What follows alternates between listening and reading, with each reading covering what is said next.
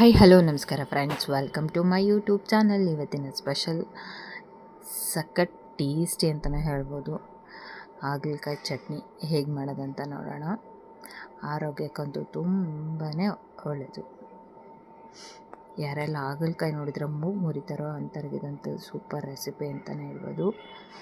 ಅಷ್ಟು ಟೇಸ್ಟಿಯಾಗಿರುತ್ತೆ ನೋಡಿ. ಹಾಗಲಕಾಯಿ ಎಲ್ಲ ಹೆಚ್ಕೊಂಡು ಬೀಜ ತೆಗ್ದಿದ್ದೀನಿ ನಾನು. ಇದನ್ನು ಒಂದು ಪ್ಯಾನಿಗೆ ಎಣ್ಣೆ ಬಿಸಿ ಆಗಲಿ. ಇವಾಗ ಹಾಗಲಕಾಯಿ ಹಾಕ್ಕೊಂಡು ಹುರ್ಕೊಳ್ಳೋಣ. ಚೆನ್ನಾಗಿ ಫ್ರೈ ಆಗಬೇಕು ಅದು ಹಾಗಲಕಾಯಿ, ಅಲ್ಲಿ ತನಕ ಹುರಿಯೋಣ. ಈ ಥರ ಒಂದು ಹಾಗಲಕಾಯಿ ಚಟ್ನಿ ಮಾಡಿ ಇಟ್ಕೊಳ್ಳಿ ಮನೆಯಲ್ಲಿ. ಬಿಸಿ ಬಿಸಿ ಅನ್ನ, ತುಪ್ಪ, ಹಾಗಲಕಾಯಿ ಚಟ್ನಿ ಇದ್ದರೆ ಸೂಪರ್ ಸ್ವರ್ಗ ಅಂತಲೇ ಹೇಳ್ಬೋದು. ಅಷ್ಟು ಟೇಸ್ಟಿಯಾಗಿರುತ್ತೆ. ಚಪಾತಿ, ದೋಸೆಗೂ ಕೂಡ ಚೆನ್ನಾಗಿರುತ್ತೆ. ಯಾರ್ಯಾರೆಲ್ಲ ಹಾಗಲಕಾಯಿ ನೋಡಿದರೆ ಮೂಗು ಮುರಿತಾರೋ ಅಂಥವ್ರಿಗೆ ಈ ಚಟ್ನಿ ಮಾಡಿಕೊಡಿ. ಈ ಥರ ಚಟ್ನಿ ಮಾಡಿದ್ದೀವಿ ಅಂತಲೇ ಹೇಳಿಬಿಡಿ, ಅವರೇ ತಿಂದ ಮೇಲೆ ಹೇಳ್ತಾರೆ ಸೂಪರಾಗಿದೆ, ಇನ್ನೊಂದು ಸರಿ ಮಾಡಿಕೊಡಿ ನಮಗಿದನ್ನೇ ಅಂತ. ಅಷ್ಟು ಟೇಸ್ಟಿಯಾಗಿರುತ್ತೆ ಚಟ್ನಿ ಮಾತ್ರ. ಇದಿಷ್ಟು ಚೆನ್ನಾಗಿ ಫ್ರೈ ಆಗಬೇಕು ಹಾಗಲಕಾಯಿ ಮಾತ್ರ. ನಾನೇ ಇದನ್ನು ಹುಣಸೆ ನೀರಾಗಿ ನೆನೆಸಿ ಆ ಥರ ಏನೂ ಮಾಡ್ತಿಲ್ಲ, ಹೆಚ್ಚಿಬಿಟ್ಟು ಡೈರೆಕ್ಟಾಗಿ ಬಾಣಲೆಗೆ ಹಾಕಿದ್ದೀನಿ. ಸ್ವಲ್ಪನೂ ಕೂಡ ಕಹಿ ಬರಲ್ಲ, ಅಷ್ಟು ಟೇಸ್ಟಿಯಾಗಿರುತ್ತೆ.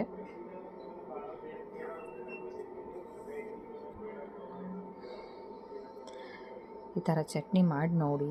ನಿಮಗೆ ಟೇಸ್ಟ್ ಇಷ್ಟ ಆದರೆ ನನಗೆ ಕಮೆಂಟ್ ಮಾಡಿ ತಿಳಿಸಿ. ಕಮೆಂಟ್ ಮಾಡೋದು ಮಾತ್ರ ಮರಿಬೇಡಿ. ಮನೆಯಲ್ಲಿ ಸಾರಿಲ್ಲ ಅಂದರೆ ಈ ಥರದಂತೂ ಚಟ್ನಿ ಮಾಡಿ ಇಟ್ಕೊಂಡು ಒಂದು ವಾರದ ತನಕ ಬರುತ್ತೆ. ಚಟ್ನಿ ಏನು ಕೆಡೋದಿಲ್ಲ.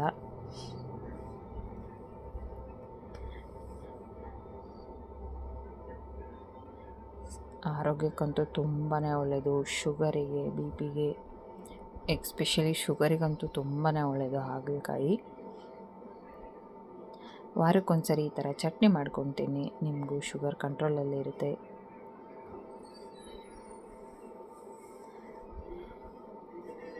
ಆಲ್ಮೋಸ್ಟ್ ಹಾಗೆ 3/4% ಬೆಂದಿದೆ ಇದು ನೋಡಿ. ಇದರಲ್ಲಿ ಸಾಂಬಾರು, ಪಲ್ಯ, ಚಟ್ನಿ ಪುಡಿ, ಚಿಪ್ಸು. ಈಗ ಅದೇ ಪ್ಯಾನಿಗೆ ಕಡಲೆಬೇಳೆ, ಉದ್ದಿನಬೇಳೆ ಚೆನ್ನಾಗಿ ಫ್ರೈ ಮಾಡ್ಕೊಳ್ಳೋಣ. ಅದು ಗೋಲ್ಡನ್ ಬ್ರೌನ್ ಬರೋ ತನಕ ಫ್ರೈ ಮಾಡ್ಕೊಳ್ಳೋಣ.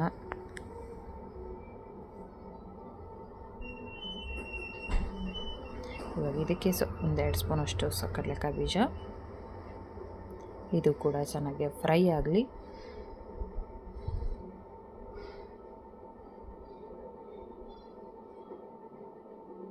ಎಲ್ಲ ಕಲರ್ ಚೇಂಜ್ ಆಗಬೇಕು. ಕಡಲೆಕಾಯಿ ಕೂಡ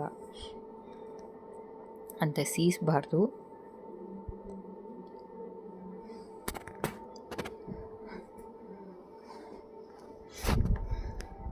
ಯಾರೆಲ್ಲೋ ಚಟ್ನಿ ತಿಂದಿಲ್ಲೋ ಈ ಥರ ಹಾಗಲಕಾಯಿ ಚಟ್ನಿ ಮಾಡ್ಕೊತೀನಿ, ಸೂಪರಾಗಿರುತ್ತೆ. 1-2 ಸ್ಪೂನ್ ಕಡಲೆ,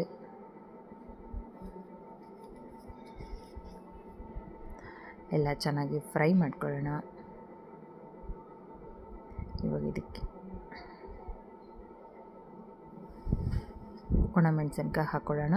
ಬ್ಯಾಡಗಿ, ಗುಂಟೂರು 2 ಹಾಕ್ಕೊಂಡಿದ್ದೀನಿ ನಾನು.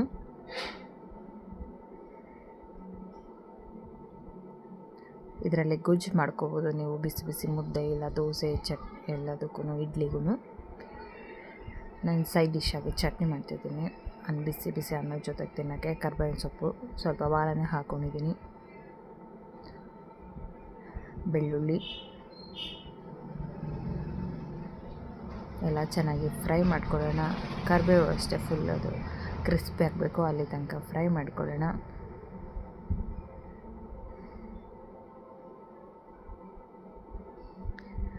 ಟೇಸ್ಟ್ ಮಾತ್ರ ಸೂಪರಾಗಿರುತ್ತೆ. ನಾನು ಹಾಗಲಕಾಯಿ ಅಂದರೆ ಮೂಗು ಮುರಿತಿದ್ದಾಳು ನಾನೇ. ಅದನ್ನು ಚಟ್ನಿ ಮಾಡ್ಕೊಂಡು ತಿಂದಮೇಲೆ ಫುಲ್ಲು ಫಿದಾ ಆಗಿಬಿಟ್ಟಿದ್ದೀನಿ ಆ ಚಟ್ನಿಗೆ, ಅಷ್ಟು ಟೇಸ್ಟಿಯಾಗಿರುತ್ತೆ.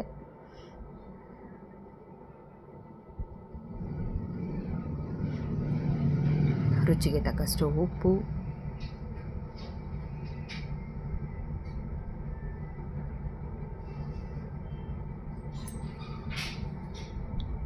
ಎಲ್ಲ ಚೆನ್ನಾಗಿ ಫ್ರೈ ಮಾಡ್ಕೊಳ್ಳೋಣ.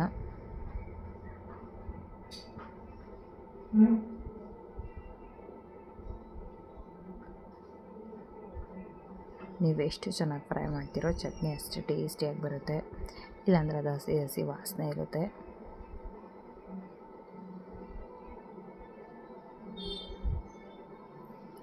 ಒಣ ಕೊಬ್ಬರಿ, ಅದೊಂದು ಸಣ್ಣ ಬಟ್ಲಷ್ಟು ಒಣ ಕೊಬ್ಬರಿ,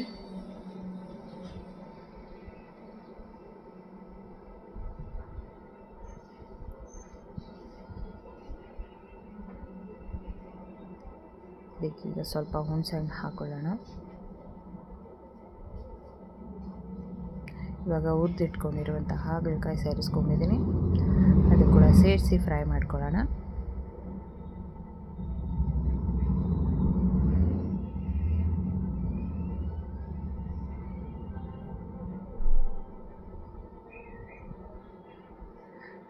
ಬೆಲ್ಲ ಟೇಸ್ಟಿಗೆ,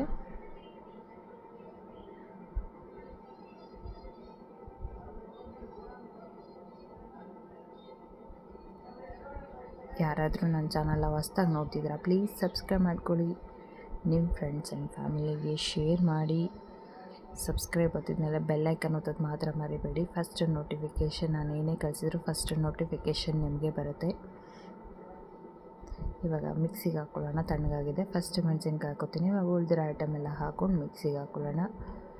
ನೋಡಿ, ಸ್ವಲ್ಪ ನೀರು ಹಾಕಿ ರುಬ್ಕೊಂಡಿದ್ದೀನಿ. ಅಷ್ಟು ಸಖತ್ತಾಗಿ ಕಾಣಿಸ್ತಿದೆ ಅಲ್ವಾ? ಟೇಸ್ಟ್ ಅಷ್ಟೇ ಸೂಪರಾಗಿದೆ. ಮಸ್ಟ್ ಆ್ಯಂಡ್ ಶುಡ್ ಎಲ್ಲರೂ ಟ್ರೈ ಮಾಡಲೇಬೇಕು. ಅದೇ ಒಂದು ಪ್ಯಾನಿಗೆ ಎಣ್ಣೆ ಹಾಕ್ಕೊಂಡಿದ್ದೀನಿ. ಸ್ವಲ್ಪ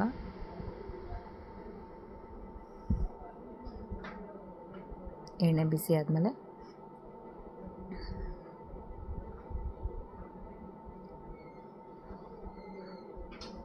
ಸಾಸಿವೆ, ಜೀರಿಗೆ, ಸ್ವಲ್ಪ ಇಂಗು,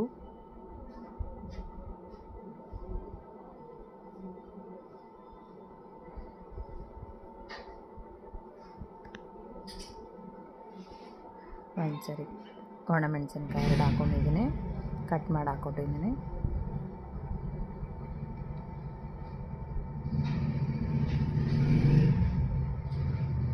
ಇವಾಗ ರುಬ್ಬಿಟ್ಕೊಂಡಿರುವಂತಹ ಹಾಗಲಕಾಯಿ ಚಟ್ನಿ ಆ್ಯಡ್ ಮಾಡ್ಕೊಳ್ಳೋಣ. ಈಗ ಒಂದು ಸರಿ ಕೈ ಆಡಿಸ್ಕೊಂಡ್ರೆ ರೆಡಿ ಆಗಿಬಿಡುತ್ತೆ. ಫ್ರೆಂಡ್ಸ್, ಈ ವಿಡಿಯೋ ಇಷ್ಟ ಆಗಿದ್ದಲ್ಲಿ ಲೈಕ್ ಮಾಡಿ, ಕಮೆಂಟ್ ಮಾಡಿ, ನಿಮ್ಮ ಫ್ರೆಂಡ್ಸ್ ಆ್ಯಂಡ್ ಫ್ಯಾಮಿಲಿಗೆ ಶೇರ್ ಮಾಡಿ. ವಿಡಿಯೋ ಕೊನೆ ತನಕ ನೋಡಿ ಪ್ಲೀಸ್. ನೀವು ಇದೇ ರೀತಿ ಸಪೋರ್ಟ್ ಮಾಡ್ತಾಯಿದ್ದರೆ ನಾನು ಒಳ್ಳೆ ರೆಸಿಪಿ ಹಾಕ್ತಾಯಿರ್ತೀನಿ. ಒಂದು ಸರಿ ನನ್ನ ಚಾನಲ್ ವಿಸಿಟ್ ಮಾಡೋದು ನೋಡಿ. ನಾನು ಮಾಡೋ ರೆಸಿಪಿ ನಿಮಗೆ ಇಷ್ಟ ಆದರೆ ಒಂದು ಲೈಕ್ ಆ್ಯಂಡ್ ಕಮೆಂಟ್ ಕೊಡೋದು ಮಾತ್ರ ಮರಿಬೇಡಿ. ಸಖತ್ ರುಚಿ, ಆರೋಗ್ಯಕ್ಕೆ ತುಂಬಾ ಒಳ್ಳೆಯದು. ರುಚಿಯಾಗಿರುವಂತಹ ಹಾಗಲಕಾಯಿ ಚಟ್ನಿ ರೆಡಿಯಾಗಿದೆ.